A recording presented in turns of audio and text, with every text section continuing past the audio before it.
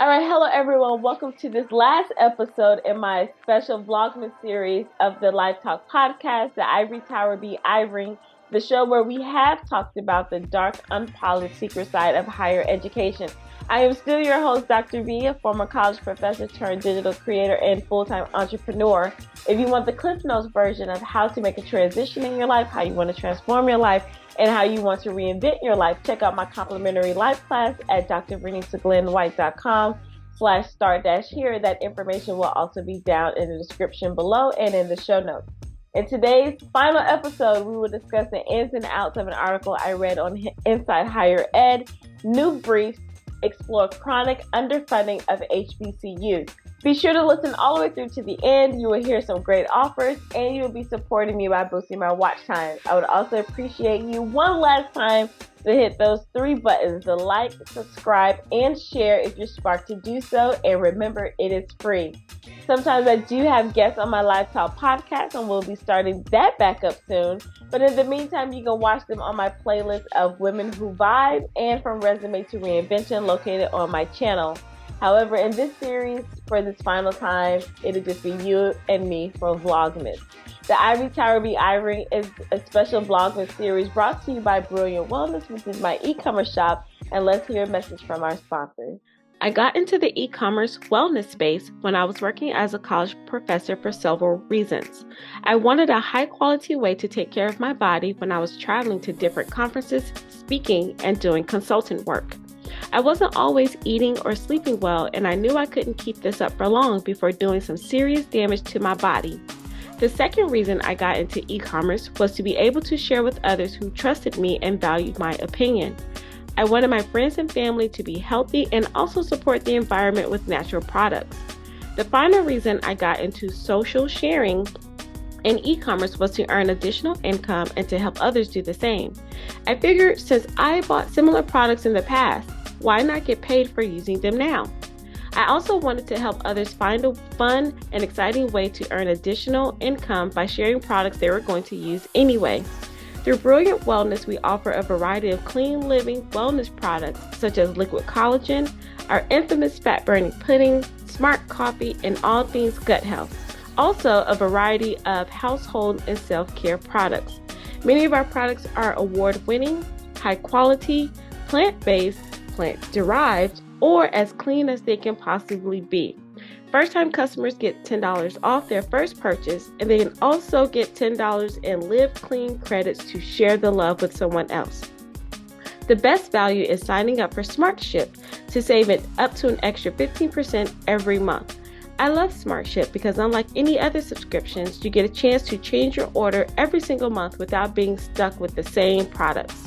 I can go on and on about these items, but check them out for yourself by visiting drvernitaglenwhite.com/wellness or click the description below and see the show notes for more information. All right, welcome back. So this topic can hit a lot of buttons, and I'm going to press one in the beginning, but then I'll tell you why in the next part. So HBCUs are very important, especially for the Black Americans, the Black community, and then a lot of non-Black people who attend HBCUs because there's just something magical about an HBCU.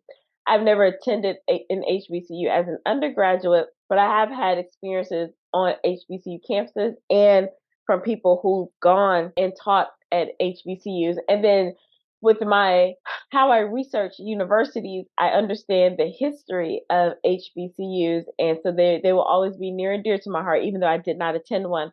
My mother attended one part-time, and she didn't finish, but she did go to Alcorn State. She attended there, and then my sister graduated from an HBCU, Albany State University. So I got some ties close to HBCUs, and then I have relatives, of course, and a bunch of sorority sisters who attended HBCUs. So I will say that although they are special, a lot of HBCUs aren't R1 institutions, Research One heavy based institutions. They are moving up the ranks. Some of them are amazing. I won't start naming them because then people will say, well, what about this one? What about this one?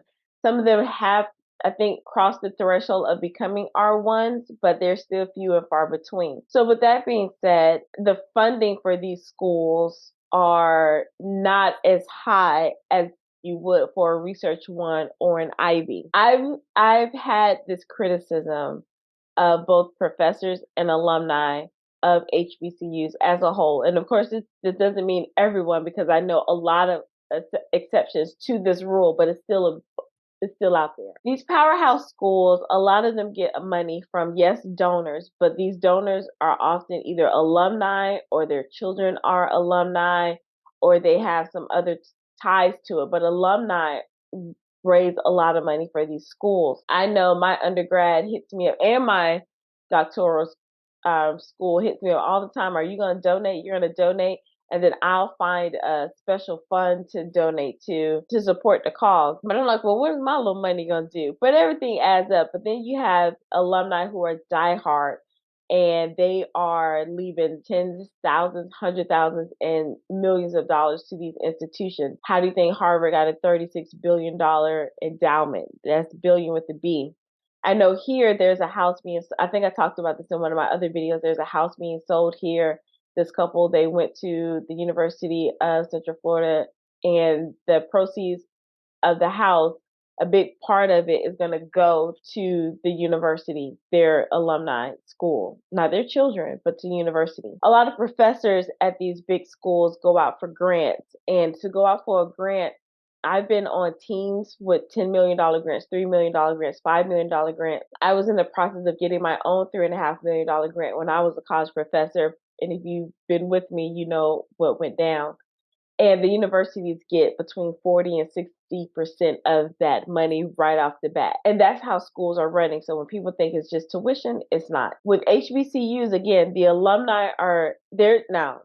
The most spirited alumni ever will wear a t-shirt, will go to the whatever version of the classics, meaning the football games, the bands, the energy, all of that. They will ride or die for their schools. But a lot of times the polls have shown this. When you say, well, when was the last time you donated to your institution? Then it's cricket. So it's like you'll buy all this paraphernalia for your school, but you haven't been donating money. But you hear the stories like, oh, well, this was late. The financial aid was this, and the staff that. It's just a lot of complaints, but it's like, are you doing your part? And that's one thing. Is something a lot of people are going to disagree with that, but the research doesn't lie. There are not a lot of. Here's an example. My sorority every year does like this capital campaign of raising $1 million in a day for HBCUs. $1 million is not a lot of money for a school. Well, if it's a smaller school, but not really. $1 million is not a lot of money. Either this year or last year. I'm getting my years mixed up. Anyway, one year between 2020 and 2022, we raised $2 million in one day. Fantastic. That's amazing. But it was for HBCUs. It's a lot of HBCUs. So what do you think that money is going to do? Grateful that it has happened, but it shouldn't take a capital campaign to support HBCUs, right? Everybody wants to talk about HBCUs and how critical they are, but who's giving them money? And then for the professors that work there, and even though it's not a research university, a lot of them are not research focused, there's still ways to go after grant money and partner with other people across universities to bring in that money to build up that reputation. And that's really how a lot of these schools are building up their reputations. It's not just because they have smarter students, the smarter faculty, or no one's more brilliant than the next. It's what are they producing? Are they producing the research? Are they writing the articles? Are they presenting at these conferences to put the names on the map so people can start paying attention to them? And then are they applying for these big time grants? There's money that's set aside specifically for HBCUs for this reason, because sometimes if you're at like a Florida A&M University, which is in my state, and then you want to go and compete with the University of Florida, which is a powerhouse, chances are fam is not going to get that money. Not saying that they can't, but it's like sometimes those people in the office, they'll just see the University of Florida and they be like, submit granted, access granted. So there's schools trying to compete with that. So a lot of these organizations realize that, so they have money set aside for HBCUs. That doesn't even level the playing field, but it is a great start. So if there's like $10 million sitting there, and your one institution goes after and get 2 to 3 to even 5 million, then you're take 40 and 60% of that. that goes back into helping the university with their operations. And that's what they use the money for, is really for operations, buildings. Uh, if it's staff, it's not professor staff like that. It's other staff. It's not faculty. It could be staff, resident halls, cafeterias, things like that. So yeah, I do have an issue where a lot of professors at HBCUs don't do that. Now, I'm not saying they're not scholarly, but it's like, at what level are you being a scholar? Again, that's not everyone, but that is a big majority of faculty at HBCUs. And then plus, I've had people tell me that work at HBCUs, like, that's just not their thing. That's why they worked at HBCUs, because it's all about just focusing on the students. So I'm not just making this up. This is what was said. So that is my issue. The first part of my issue, again, it's not so much that the talent isn't there, but is what are you doing when you're in these positions and you're at these universities? You know, you can talk a lot of game about things aren't fair, but are you really doing the work? And then, are you partnering with your neighbor schools? Like in my state, FAMU, which is an HBCU, is across the street, literally, from Florida State University, another powerhouse. So it's like, are y'all partnering? And they have, don't get me wrong, they have had a partnership, but it's like, how are you going to progress? And you just got to shift the mindset a little bit. So, but then when I started coming across articles like this, I was like, well, let me ease up off the faculty. Let me ease up, and I'll tell you why I'm going to ease up after a message from our sponsor. Dear game changer, life changer, mover and shaker, you have the positions, titles, degrees, and status. You've done all the things, and you've done pretty well for yourself. You're already good, you're already great. Now it's time to be phenomenal. Are you ready to design a bigger life than you can imagine? Are you ready to embrace a new, better side of yourself? Are you ready to expand what's impossible and live bolder? Well, it's time to activate your untapped superpowers. It's time to cultivate what's already inside of you, and it's time to elevate your potential and possibilities. Welcome to the School of Brilliance with Dr. V, a high-end advice company specializing in life transformation for the powerful professional, the elite entrepreneur, and the overall high achiever. We help you create dynamic and custom life plans, business curriculum, or a combination of both to help you expand and dominate every area of your life. Dr. V's mission is to help you embrace your brilliance and expand your life by operating in your true identity. Learn the best ways to work with Dr. V and her brilliant team by visiting drvernitaglenwhite.com/workwithme, or check the description and show notes below. All right, welcome back. So this is only talking about two institutions. Well, really one, and then something happened at another institution, but they didn't go too much in depth. And you can go down the rabbit hole and find that out. But when I saw this, I was like, you got to be kidding me. I knew things were a little shaky and a little tricky, but I didn't know it was like this. And when it came to funding from the government and from these land grants that are supposed to happen. So TSU, Tennessee State University, which is an HBCU. I have a lot of sorors that went to TSU. They were supposed to get between $150 million to $544 million in land grant funding. So they could be missing out on $500 million because of land grant funding. And if you don't know about land grants, it's the institutions where because they were built for a specific cause to help the community and the state and the surrounding area, the government was supposed to give them money to operate. So, example, University of Florida, where in my state, is a land grant institution.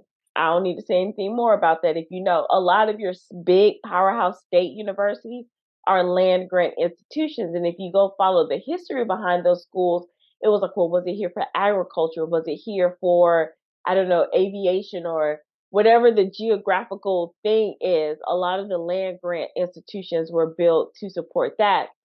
So I did learn about the Land Grant Act, and it's the second Morrill Act of 1890, and then which comes after the Morrill Act of 1862. The law says, in the 1980 law, gives states two options: prove that their land grant institution did not discriminate by race in admission, or designate a historically Black university as a land grant institution. So TSU was like, that's what we did. Where is our money? And I was like, how now 150 million, it's a lot of money. But when you look at over the years that this has happened, y'all been holding out. So we got crumbling facilities. We can't grow our residence halls. And then when people go to campus visit and people fall in love with the campus, not even knowing what the academics is, they just want to show up at the campus because it's so beautiful. But we can't beautify our campus because we're not getting the money. And we don't have HBCUs are not 30,000 students strong, you know? So they're like, y'all been holding this money on purpose. And I was like, get out of here. So like I said, I knew things were shaky in the Ivory Tower, but they're not the only school. So a lot of HBCUs could have money waiting for them that was purposely held back from them over these years. One school, I think in Maryland, and forgive me, I don't know the name, I didn't put it here. They were like, oh yeah, we owed y'all this money, but how about y'all take this 200 million? Now I think it was Tennessee State, one of them, excuse me for not having my facts. And they were like, no, you're not going to just give us $200 million when we could potentially get $500 million. It says that they were going to court, and it says they did a lot of examples of the litigations and a lot of advocates. In Maryland also, that were underfunding. It says it resulted in the legislation to give these institutions an additional $577 million over 10 years. And it's like, when you think about, now this is where the white privilege does come up. And I know if you listened to one of my previous videos, I talked a little bit about we don't always have to start with white privilege. But in this case, my goodness, no wonder we have these powerhouse institutions that seem like, so a lot of HBCUs are just as old as the Ivies and the powerhouse institutions in your local state, in your area. But it's like, well, how are they progressing a lot faster? Like, I know, okay, racism, slavery, but we got whole institutions. What's the problem? We got brilliant people teaching. Y'all been holding this money. So it's like redlining. And now this is the stuff that piss you off. And it's like, as much as, a lot of people I know, like me, it's like, okay, we don't want to use things as a crutch. There are opportunities out there for everyone. But when you don't get a start like this, you're holding back millions and millions of dollars that I could have been using to grow my campus, the facilities, attract better staff, and that was the wrong thing to say, but a lot of people who go to it's I'm gonna tell you this, and I don't even know how to start. I'm just gonna say it. I did want to teach at an HBCU when before I graduated with my doctorate. I applied to teach at HBCUs. First of all, they wanted me to mail my stuff, and I was like, mail? We doing that? But okay. And they took forever to respond. It was just not great. But my person that was over me highly suggested that I don't. And she was like, I understand you want to give back and you feel obligated or things like that, but you want to be somewhere to where you will progress and grow your career. Now, if you just want to go teach, cool. But if you want to be involved in research and really make the change and have access, you might want to go to a different institution. Now, it's kind of ironic that she gave me that advice when she was blocking me from going to the powerhouses, but that's neither here nor there. And what she said, it sounds like it was offensive, but and this is when I was going hard in the paint, I was like, okay, if I'm going to be this professor, I'm going to be the top professor. And you want to be attached to, and it doesn't sound good the way I'm trying to say it. I know it doesn't sound good. So just hear me through what I'm trying to say. I do understand what she was saying. You want to be somewhere that already has a name that's established, especially in the research space, not just school pride and school spirit, but in the research area. A lot of young professors, they go to these schools because that's what they want. And a lot of HBCUs, they don't have that unless you're going to go to a Howard. And there's some other ones, but Howard is the one that's coming to top of my mind. And I wanted to go to Howard to work there too. Unless you're gonna go to like a Howard, and there are some others. Okay, but looking at that, y'all done held this money back to where They probably could have had the facilities, could have had the labs, could have had, the centers and things like that. It's like now we could have gotten talent who would have pushed this forward in this way, but y'all held back on us.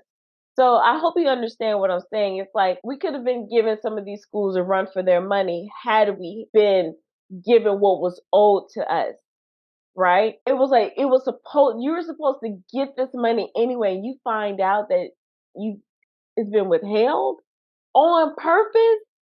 Wow. That right there, I mean, I don't know if that's the best way to end this Vlogmas series, but I was really pissed as I was reading this and reading the other stories and reading the documentation of this is not just TSU or this is not just another school in Maryland. A lot of HBCUs have not been able to get their funding. A lot of HBCUs had to close because they weren't getting enough funding. And even if, excuse me, so people like to say, well, admissions or enrollment was low. There are high schools. My high school at the time was 3,500 kids, and it was a public institution.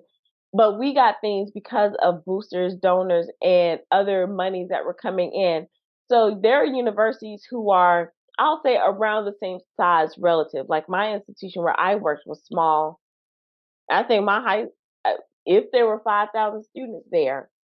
So what I'm saying is the money like that, so you don't have to rely on student enrollment, could have done wonders for a school. So I look, professors and alumni, I am going to ease up off you a tad bit, a lot of bit. I'm going to ease up because this is just not right. It's not fair. And then you don't have a lot of institutions willing to battle for that and speak up about this, but they are going to get their money. Shout out to the schools. We're like, don't give me hush money, give me all my money that's owed to me. And they're like, we're only asking for the 577 million. You better be glad we didn't want that in 1 year. Meanwhile, like I said, Harvard is over there with $36 billion in endowment, and I think there are 8 schools. And I had the list. I don't have it with me, but I believe that there were at least 8 schools that had endowments in the billions, like money just sitting like over there. That's what an endowment is. I'm gonna leave that right there. You let me know your thoughts if you are angry about what I said about the hiding money, and then share with me your thoughts about what I said about the alumni not donating or the professors not really going after the grant. And I know some people say, well, it's not that easy. No, it's not that easy, but it's doable. But share with me your thoughts. Maybe you have a different perspective. I would love to hear it. But I am so excited that you stuck it out with me during this Vlogmas series. This was new. I think I'm going to keep this going. I don't know if it's going to be, I don't know how it's going to go. I just want to try something different, get out of my comfort zone. And I always get these articles. I just never thought to do like commentary on them. So I'm so excited. Let me know if you would like to hear more about my thoughts, if you have some ideas. Now that I told you where I get my articles from, if you have another source, I would be happy to hear that and look into that as well, because this was fun for me, especially because it's something like I know. Even though my original focus was to really slide in the life coaching and the transformational work, I just wanted to test this out for Vlogmas, and I had fun, and I hope you did too. So thank you so much for listening and learning with me. Enjoy your holidays if you're watching it during the holiday season. And if you're just watching it on the off time, no matter if you're beginning your day or ending your day, remember to be well, be empowered, be bold, and be brilliant. Until next time, bye.